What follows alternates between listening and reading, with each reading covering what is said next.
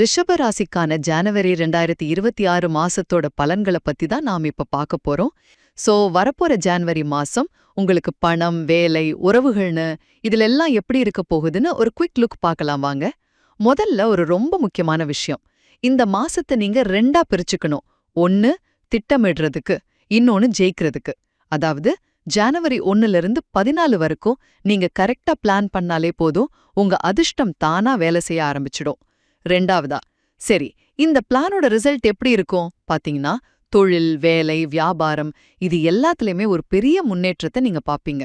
குறிப்பா சொல்லணும்னா, ஜான்வரி 15க்கு அப்புறம் உங்க கைக்கு பணம் வருது நல்லாவே அதிகமாகும். செல்வம் சேரதுக்கான வாய்ப்புகளும் ரொம்ப பிரகாசமா இருக்கு.